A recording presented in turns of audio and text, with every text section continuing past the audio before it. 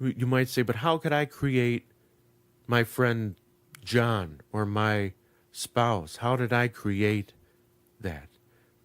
Doesn't she or he have an objective reality of their own? Well, maybe what's more accurate to understand and perceive is the key word. We all perceive these things as happening. We all perceive others to be in our orbits, so to speak, or in and a part of our egoic scripts which run our lives. And depending upon the desire energy that we are expressing, we either pull people towards us or push people away. We are like magnets with positive and negative poles. We repel people or attract people. We're very powerful magnets. Nothing that we experience, rather everything that we experience is a result of the cause from within ourselves. We are the cause, and everything that seems to occur and that we seem to exist in and do, or what happens to us, is the effect of our thoughts. So as the title of the program suggests, fragmented thought is a state to be overcome and transcended. And we're going to talk quite a bit about that. And we're going to talk about different mental illnesses as very extreme forms of fragmented thought. So our desires can lead to fragmented thought, to racing thoughts, to mood disorders. And actually, much of what we're going to learn too has to do with brain abnormality and how that relates to thoughts, how thoughts create certain chemical reactions. Thoughts are messengers in the body, and that the body ultimately also is a creation of the ego. It's quite a bit to wrap your mind around, and I'm not giving the full scope of the philosophy of A Course in Miracles and Vedanta. But what we do is we superimpose images onto our experiences, which are happening in space, and which you'll hear at other times in the program, matter is composed of, and our bodies are composed of 99.99%, I might have forgotten a 9, empty space. So what does that mean? Really, in essence, as Deepak Chopra teaches, we have a quantum mechanical body that exists in this quantum soup of potential, pure potential, and that from this quantum mechanical body, which is similar to the causal and astral bodies that precede the physical body, we create and print out what appears to be a frozen sculpture known as the body, which in reality our bodies are rivers that are ever changing. Our desires they come out of this body and mind that is ever changing. There are new printouts each day. 5 years from now, you will not have the same exact body, not the same exact cell structure, nor bone structure. Your neurology will be sending different messages through its system.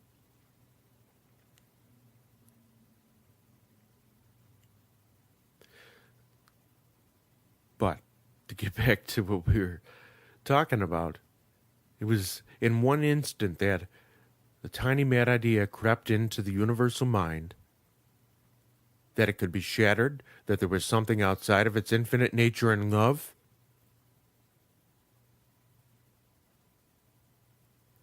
Came out of the desire of the would-be ego assailant to usurp the power of God and seemingly separate.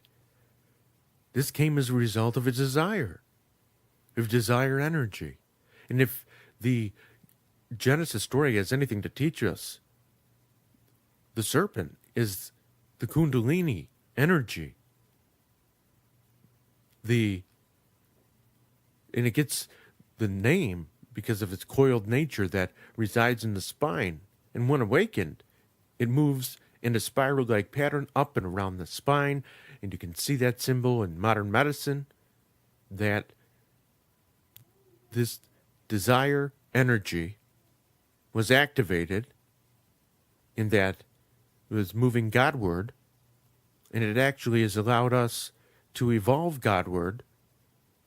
And as it's said even in the Old Testament, ye are gods, in one of the Psalms, and Yeshua Jesus in the New Testament even says, did your own scriptures not say that ye are gods?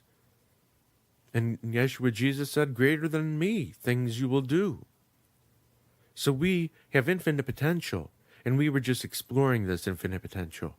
And that God, our God, or our unified field from which we came, you know what? He's not sitting on a throne somewhere with a white beard, excuse my use of words, being pissed off, wrathful,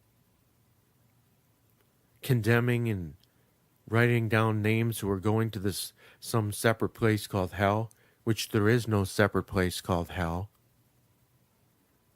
Yeah, sure, there's a space where we go and where we create, where we might live in guilt, self-remorse, or self-created misery,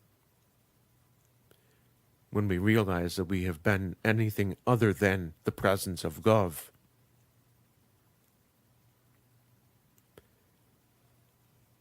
So,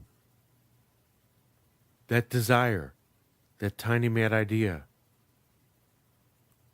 it was magnified, resulted in the ultimate projection and hurling of the universe outward. This was the Big Bang, and the Big Bang keeps happening every time we choose something other than God, when we choose with our God-given desire. Again, the Kundalini, or the serpent, was the instructor. The Kundalini, the serpent, is ultimately what would lead us to our highest potential. But the question remains, would that have been necessary? Would the awakening of this Kundalini have been necessary if we just chose to stay in the garden and never left the garden? The fruit, the forbidden fruit of Genesis myth, is really the ego masked in disguise. Because God imagined us to be exactly in his likeness and in her likeness. Not to be the God, but to be a manifestation of that. Classical, Gnostic, dualistic mythology, it speaks of this fundamental desire, again, desire, had by emanations or manifestations of God. In Gnosticism, there is this theory of emanations, that out from God, he and she emanated light out into the furthest expanses, into universes. And one of the emanations, a feminine emanation called Sophia, she, without the consent of God, and as a result, which she gave birth to, was a form of a lion-like face and the body of a serpent, this very misshapen creation, because reason being, because she wanted to do this on her own, and because of her choice came this form called the demiurge, who ended up referring to himself as the only God. So he became a false god and a false maker, half maker, and he fashioned this universe in Gnostic myth out of dead, defiled matter that had no spirit in it. And he brought all this to life out of a primordial, chaotic abyss. And then Sophia, this feminine emanation, she had to go through a whole process of redemption. But that's not the point of this sidetrack, this diversion. It's that Yaldabaoth, or called Samael, the blind god, he did exactly what happened according to A Course in Miracles. Created and fashioned a whole universe based on this desire to be God, the only God. So if there was anything wrong in the act of separating, in our misperceptions, separating at the level of mind, at the level of thought, we thought we could do when we say we usurp the power of God.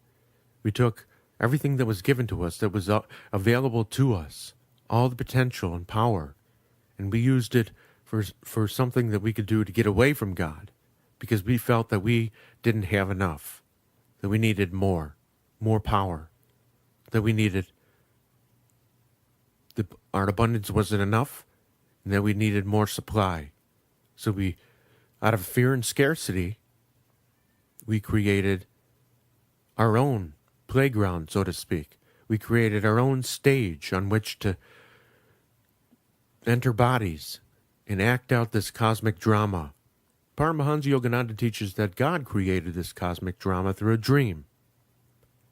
But I am more akin to believing that there was this current, this force, this egoic force, or if you want to call it a satanic force, not that Satan is responsible for the world, I'm not saying that, but this divisive force, this force of division, this force of need for power, need to display power, the desire to outdo God, so to speak.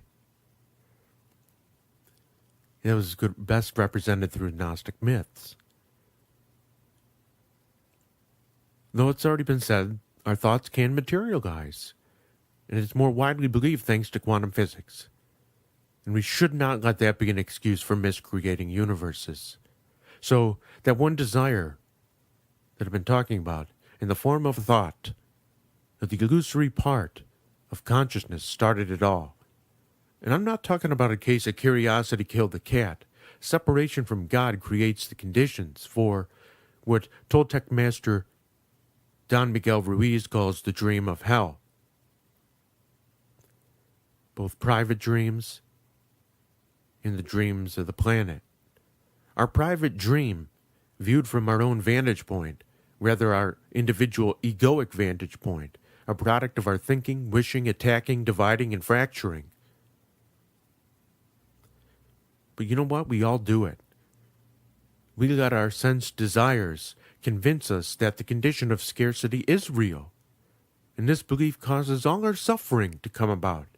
For if our sense desires endlessly send messages to the brain, telling it that it needs something outside the body to be satisfied, which really is a substitution for true, lasting, eternal joy, ecstasy, and bliss, and we temporarily satisfy one or many sense desires, soon the temporal satisfaction will fade and the need for more will grow until these desires become enormous, devouring appetites. And all of this comes from a basic fear of not being enough or not having enough. It's a lie, a misperception, ignorance, sleep that we have allowed to come over us. We have everything in God or the divine mind or the unified field. And when we dissolve our sense desires through progressive, evolving, and blissful meditation, as we'll learn throughout this program in later parts, we gain control over our senses and withdraw into our interior castle, where prana, chi, or life force fulfill our every need. So we need to attain self-mastery over our desires, not allow them to spread like wildfire. I'm going to share the song I mentioned earlier, Desire Dipped in Kerosene. One of the most powerful forms of desire is human desire for what many people would call lust or infatuation. When you see an image from something archetypal or something that's primal or part of genetic memory, part of the animal nature within us, to want to have something else attractive fulfill a certain brain function, a certain brain reward center. And another thing worth mentioning is that desires can create fire. Fire in our chakra system, in our esoteric anatomy, in the yoga anatomy that you'll learn a little bit more about later. But if you do know anything about chakras, you'll know that when we have an excess of Kundalini flowing, and it may be either blocked or there's an excess of it in some of our chakras, we can have certain sensations. And when activated, usually in a healthy way, we feel tingling in our skin. We might feel a rush of cool energy. But when we feel heat in our spine or in our belly or in our areas opposite the spine, opposite the chakra centers, like extreme fire in our belly, that might mean we have an excess of sexual energy that we're using. And that's the true meaning of, not knowing if the stove's on or off, and putting our hand there as a little child and not knowing that we're going to get burned. We need to be educated about how we use our energy, our desire energy. So we need to attain self-mastery over our desires, not just merely jumping to total annihilation of desires. We need to understand and harness desires, our dog-like desires, and turn them into human and divine desires, while return them to the natural state of divine desires. After all, some desires are uplifting, and they can raise our consciousness into love in the highest calibration of unconditional truth. What I wanted to say, one more emphasis here, before I share the song Desire Dipped in Kerosene, is that we have false programs for happiness. And it's important to note, without going into further detail, that as children, we have three basic needs that need to be met according to our egoic development. That of esteem, power, or control, and affection. And when those things are deprived, they can affect negatively how we use desire energy in our lives, and how we relate to God, how we relate to others. So, healthy development in childhood, healthy bonding, healthy understanding of what it means to master and use self-control over our desires, should start early in life. And it should not be shame-based. But this next song that I'm going to share with you to end this part of the session is not to encourage lustful or wanderlust type of behavior, but to just show you the power, karmically, of desire and fire, and how it can affect perception and ultimately the state of our soul.